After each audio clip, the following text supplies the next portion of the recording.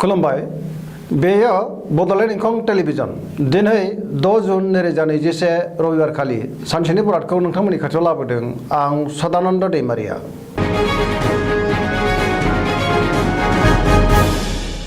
सिगां फरायनो लादों मेष राशि गिबि हांखो अ ल। दिनैनि साना जोबोर मोजां, गोसोआव गोबां गोजोननाय फैगोन, देहाया दिनै मोजाङै थागोन, अब्लाबो जानाय लोंनायाव सांग्रां जानाया गाहाम। बहानिफ्रायबा मोजां खौरां मोनगोन, रांखावरियाव जोबोर मोजां होनजायो, मोननो गोनांफोरखौ दिनै मोननो हागोन, आरजिनाय धोनखौ दोनथुमनो हागोन, बेफार फालांगियाव जोबोर मोजां मुलाम्फा मोनगोन, न'खराव अनलायनाय फैगोन, बहाबा थांनांगौब्ला दिनै जोबोर मोजां, गुबुननि गोसोखौ दिनै गोरलैयैनो बोनो हागोन, समाजाव गोबां मान मोनगोन, मावनो लानाय खामानिखौ थि समावनो आरो गोरलैयैनो मावफुंनो हानानै गोसोनि गोजोननाया बांसिन जागोन। सोरबा गोजाम लोगोजों हरखाबै बहाबा लोगो मोनलायगोन, जायखि खामानि मावा मानो दिनै जाफुंसारगोन। लाइमोनफोरनि गोसोआ दिनै जोबोर रमान्टिक जागोन आरो गोसोनि साननायखौ फोरमायलायनोबो हागोन। फरायसाफ्रा फरायनायाव गोसो दुंखांगोन आरो मोजां फिथाइ मोननोबो हागोन, गोसोनि साननायफोरा जाफुंजोबगोन। धोरोमारि बिथिङाव गोसो दुंखांगोन। सरासनस्रायै दिनै साना जोबोर मोजां आरो मोजाङैनो बारग'लांगोन।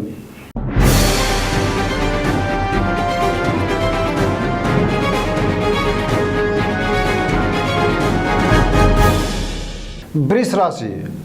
गिबि हांखो इ उ ब। दिनैनि साना बारा मोजां नङा, गोसोखौ जोबोर उसुखुथु मोनगोन, गुबुननि थाखाय खहा जानांनो हागौ, गोसोनि बोलोआ लोरबां जागोन, मावनो लानाय खामानिखौ थि समाव मावफुंनो गोब्राब जागोन, समाजाव मानहानि जानांनोबो हागौ, रांखावरियाव बारा मोजां नङा, बेफार फालांगियाव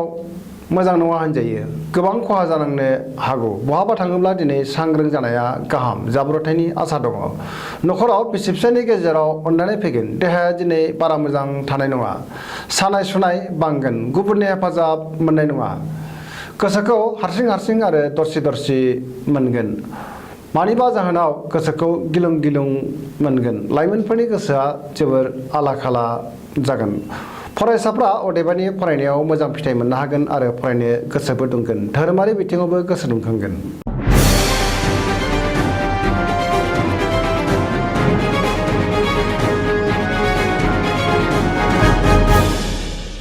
मिथुन राशि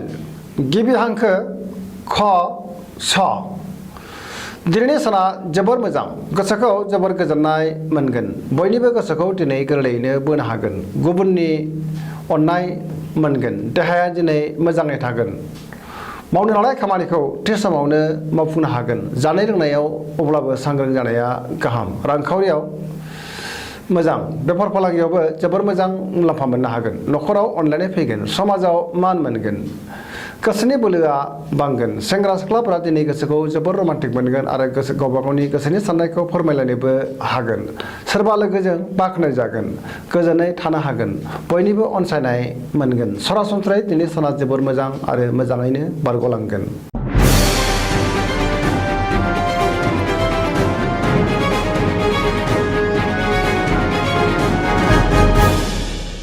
कर्कट राशि गिबि हांखो ड ड ह। दिनैनि साना जोबोर मोजां, गोसोखौ जोबोर गोजोननाय मोनगोन, मावनो लानाय खामानिखौ थि समावनो मावफुंनो हागोन, रांखावरियाव जोबोर मोजां होनजायो, बेफार फालांगियावबो जोबोर मोजां मुलाम्फा मोननो हागोन, आयआ बांगोन, देहाया दिनै मोजाङै थागोन, अब्लाबो नाथाय जानाय लोंनायाव सांग्रां जानाया गाहाम, गुबुननि हेफाजाब मोनगोन, न'खराव अनलायनाय फैगोन, गोथों आरो गोग्गो साननो रोंगोन, गोसोनि साननायफोरा जाफुंगोन, सोरनिबा अनसायनाय मोनगोन, गोसोआ दिनै जोबोर रमान्टिक जागोन आरो गोसोनि साननायखौ फोरमायलायनोबो हागोन, बयजोंबो अनजागोन, गोसोनि साननायफ्रा जाफुंगोन। सरासनस्रायै दिनै साना जोबोर मोजां आरो मोजाङैनो बारग'लांगोन।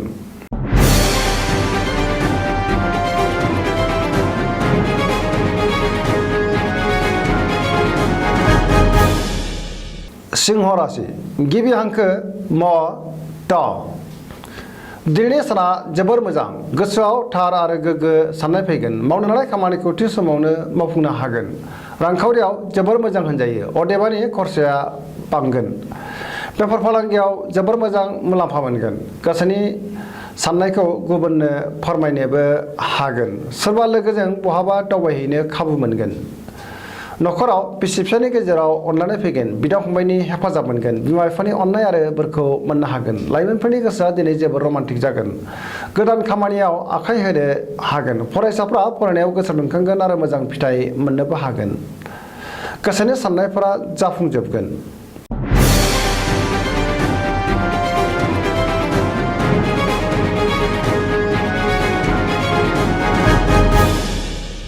कन्या राशि गिबि हांखो प ट दिनैनि साना बारा मोजां नङा मावनो लानाय खामानिखौ थि समाव मावफुंनो गोब्राब जागोन गोसोनि साननायफोरा देबार नांगोन गोसोखौ दिनै जोबोर गुलुं गुजुं मोनगोन सुथुरा बांगोन गुबुननि गोसोखौ बोनो हानाय नङा बहानिफ्राय हरखाबै गाज्रि खौरां फैनो हागौ रांखावरियाव बारा मोजां नङा नाङा फाङा खरसाया बांगोन मोननो गोनांखौ दिनै मोननो गोब्राब जागोन बेफार फालांगियावबो गोबां खहा जानांनो हागौ सांग्रां जानाया गाहाम देहाया दिनै बारा मोजां थानाय नङा न'खराव अननानै फैगोन सेंग्रा सिख्लाफोरा गोसोनि साननायखौ फोरमायलायनो हागोन गोसोखौ अदेबानि आला खालाबो मोनगोन गोसोनि साननायफोरा देबार नांगोन फरायसाफ्रा फरायनायाव गोसो दुंनाय नङा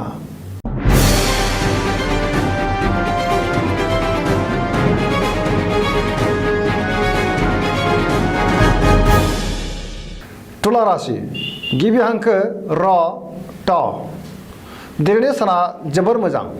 बहाबा दावबायहैनो खाबु मोनगोन गोसोनि बोलोआ बांगोन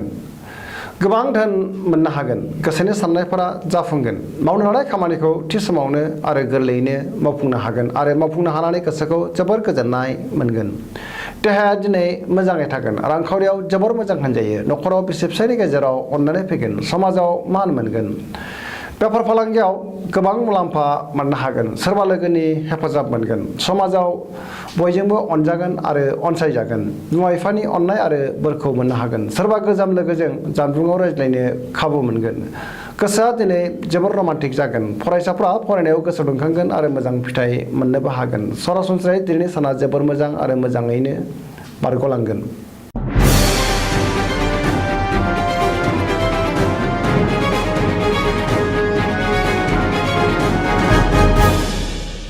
वृश्चिक राशि गिबि हांखो न स दिनैनि साना जोबोर मोजां गोसोखौ जोबोर गोजोननाय मोनगोन गोसोनि बोलोआ बांगोन गोसोनि साननायफोरा जाफुंगोन मावनो लानाय खामानिखौ थि समावनो आरो गोरलैयैनो मावफुंनो हागोन बयजोंबो बाख्नायजागोन गोसोनि साननायफोरा जाफुंसारगोन समाजाव दिनै गोबां मान मोननो हागोन बयजोंबो अनसायजागोन न'खराव अनलायनाय फैगोन बिमा बिफानि अननाय आरो बोरखौ मोननो हागोन रांखावरियाव जोबोर मोजां होनजायो बेफार फालांगियावबो जोबोर मोजां मुलाम्फा मोननो हागोन देहाया दिनै मोजाङै थागोन अब्लाबो नाथाय जानाय लोंनायाव सांग्रां जानाया गाहाम गुबुननि हेफाजाब मोनगोन गोसोआ दिनै जोबोर रमान्टिक जागोन फरायसाफ्रा फरायनायाव गोसो दुंखांगोन आरो मोजां फिथाइ मोननो हागोन सरासनस्रायै दिनै साना जोबोर मोजां आरो मोजाङैनो बारग'लांगोन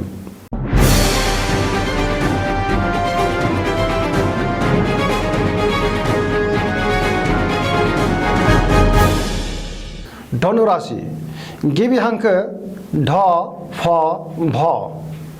दिनैनि साना बारा मोजां नङा सोरजोंबा रायखोमा जागोन मावनो लानाय खामानिखौ थि समाव मावफुंनो गोब्राब जागोन आरो मावफुंनो हायैयाव गोसोखौ जोबोर आला खाला मोनगोन गोसोनि साननायफोरा देबार नांगोन रांखावरियाव बारा मोजां नङा होनजायो आरजिनाय धोनखौ दिनै दोनथुमनो हानाय नङा बेफार फालांगियावबो बारा मोजां नङा गोबां खहा जानांनो हागौ समाजाव मानहानि जानांनो हागौ गोबां जेंनाजों मोगा मोगि जानांगोन नेगेटिभ एनार्जिनि गोहोम गोग्लैगोन समाजाव मानहानि जानांनोबो हागौ देहाया दिनै मोजाङै थागोन अब्लाबो नाथाय जानाय लोंनायाव सांग्रां जानाया गाहाम न'खराव अनलायनाय फैगोन सेंग्रा सिख्लाफ्रा जोबोर रमान्टिक जागोन फरायसाफ्रा फरायनायाव गोसो दुंखांगोन आरो मोजां फिथाइ मोननो हागोन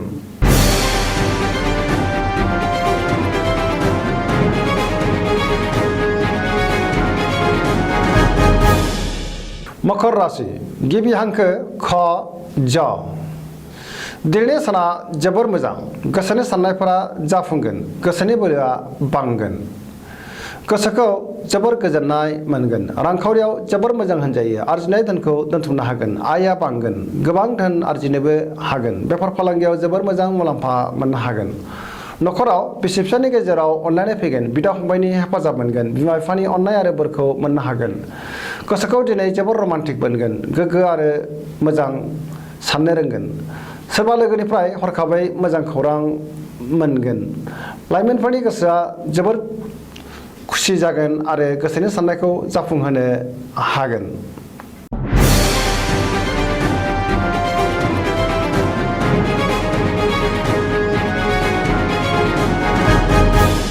कुम्भ राशि गिबि हांखो ग स स दिनैनि साना जोबोर मोजां गोसोखौ जोबोर गोजोननाय मोनगोन मावनो लानाय खामानिखौ थि समावनो आरो गोरलैयैनो मावफुंनो हागोन बहानिफ्रायबा हरखाबै मोजां खौरां मोनगोन समाजाव मान मोनगोन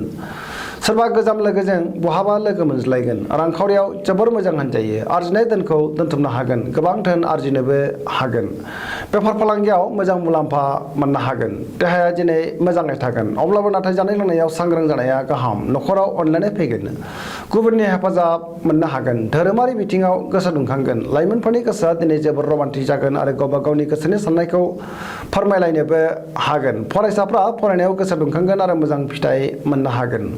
सरासनस्रायै दिनैनि साना जोबोर मोजां आरो मोजाङैनो बारग'लांगोन।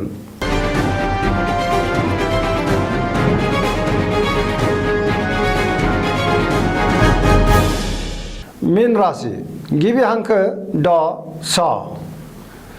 दिनैनि साना बारा मोजां नङा गोसोआव बेले बेजे साननाय फैगोन गोसोनि साननायफोरा देबार नांगोन बबेबा बादायलायनायाव गुबुनजों फेजेन जागोन गोसोनि बोलोआ लोरबां जागोन